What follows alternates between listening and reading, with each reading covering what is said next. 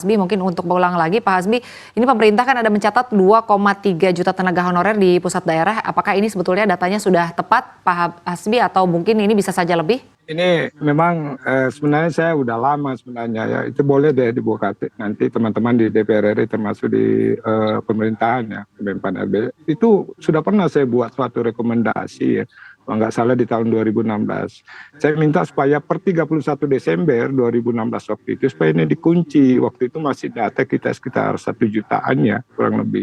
Nah, karena tidak dilaksanakan rekomendasi yang saya sampaikan, udah saya tembus untuk ke Komisi 2, DPR RI, termasuk pimpinan MPR, DPD, termasuk ke Presiden saya tembusi, gitu kan. Supaya data yang dikunci, karena inilah yang saya khawatirkan.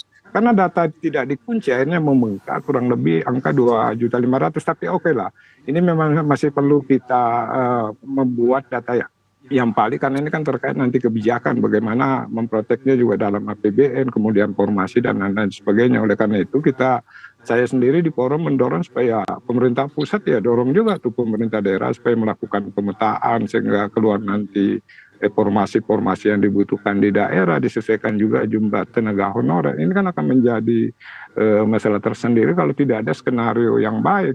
Oke lah, payung hukumnya ada, tapi skenario penyelesaiannya tidak begitu gamblang di desain, ini juga akan menjadi suatu permasalahan di kemudian hari. Oleh karena itu kita minta supaya ini data ini udah stop dikunci, karena terus dibuka itu membengkak terus gitu loh. Kita nggak ada habis-habis membahas honorer ini. Saya katakan tadi saya hampir 25 tahun loh. Itu saya makanya tadi saya bilang kasihan teman-teman di Komisi 2 ini, karena kalau dia salah saya datangin lagi gitu kan. Nah ini kasihan. Tapi saya bersyukur semua baik-baik, bahkan tidak ada satupun fraksi partai politik yang tidak mendukung perjuangan ini. Saya paham betul itu.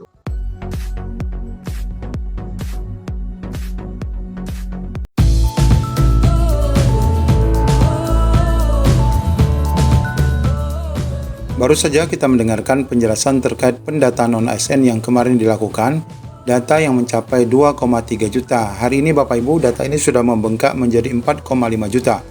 Nah, hasil audit terakhir pendataan non-ASN ini nanti yang lolos perpal saja yang akan berproses menjadi ASN P3K. Namun kita semua perlu ketahui, lewati 6 ketentuan ini terkait penambahan data bodong. Bagaimana info lengkapnya? Ikuti video ini sampai selesai.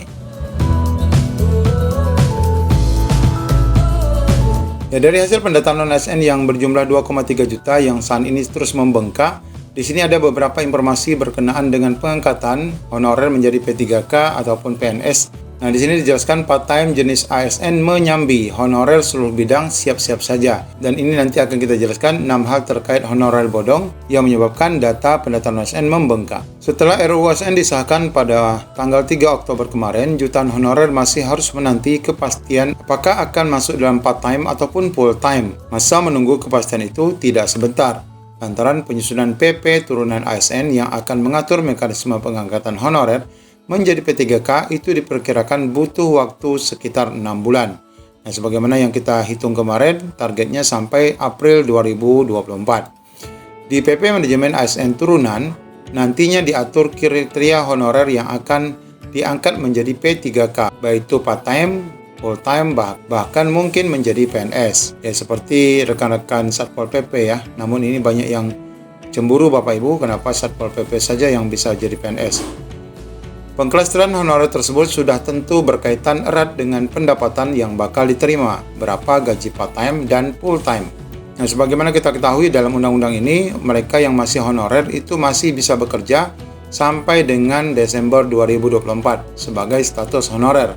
Meski bersyukur tidak terkena PHK, sudah tentu para honorer berharap mendapatkan penghasilan lebih besar, yaitu dengan berstatus ASN dibanding yang diterima selama ini. Nah, ini adalah ketentuan untuk gaji part-time ya.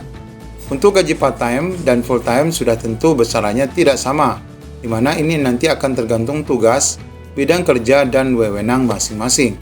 Menurut penjelasan Gus Pardi, anggota Panja, ia menyebutkan bahwa kisaran gaji P3K paruh waktu ini berkisaran antara 2 juta sampai dengan 5,61 juta. Masih terkait soal gaji paruh waktu, mari kita simak pernyataan Asisten Deputi Perencanaan Aba Subagya, di mana saat itu Pak Aba hadir pada saat diskusi bertema RUU ASN dan nasib tenaga honorer. Nah, beliau menjelaskan sangat tidak adil jika ASN P3K digaji 1 juta per bulan.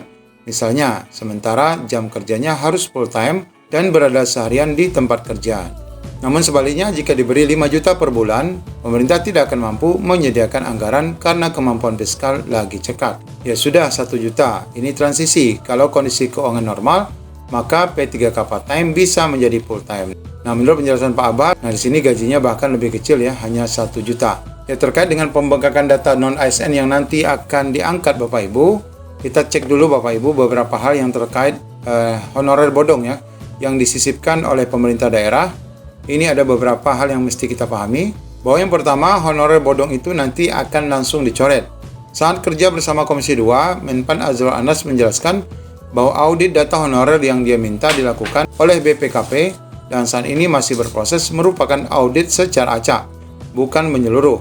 Meski sudah dilampiri SPTJM, kata Anas, ternyata masih juga ditemukan data honorer yang tidak valid.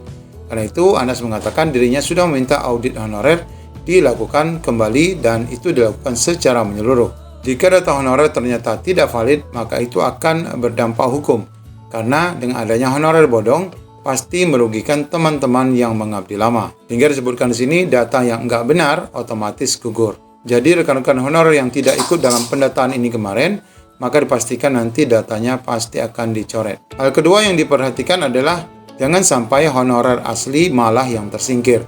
Anggota Komisi 2, Mardhani Alisera, juga kencang bicara soal data honorer ini. Dia mendorong percepatan audit data honorer ini penting, agar para honorer K2 yang sudah lama mengabdi khususnya bisa segera diangkat menjadi P3K. Pentingnya pendataan dan verifikasi ataupun verval kembali ini, agar jangan sampai tenaga honorer yang memang betul-betul bekerja malah tergeser oleh oknum-oknum ataupun honorer bodong yang memanfaatkan kedekatan dengan pihak birokrasi.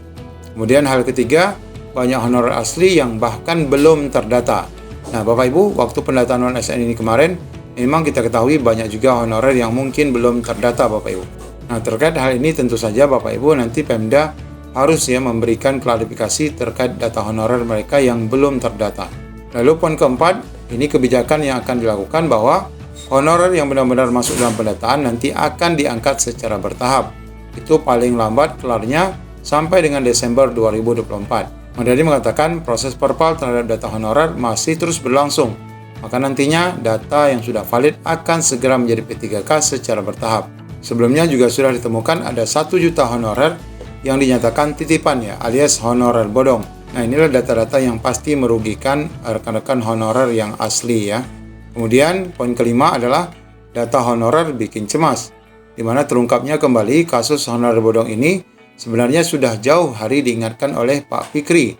Nah, karena sebenarnya menurut Pak Fikri untuk data guru itu sudah jelas ya, ada di Dapodik, kemudian Kemenang ada di Simpatika, dan K2 tentu saja ada di database PKN. Nah, ini saja yang didulukan ya. Dan untuk tenaga teknis itu harus berdasarkan SPTJM yang sah dari pemerintah daerah. Dan poin ke-6 terkait honorer bodong ini, jangan sampai bahkan nanti honorer bodong yang malah menjadi P3K. Nah, ini naif sekali Bapak Ibu kalau seandainya ini terjadi. Nah, untuk itu tentu saja nanti pendataan non-ASN yang kemarin sudah diinput, ini menjadi dasar utama dalam hal proses pengangkatan dan verval yang dilakukan oleh BPKP, yang mana bagi mereka yang sudah jelas datanya, segera diangkat menjadi ASN secara bertahap. Demikian Bapak Ibu, informasi yang dapat kami sampaikan. Assalamualaikum warahmatullahi wabarakatuh.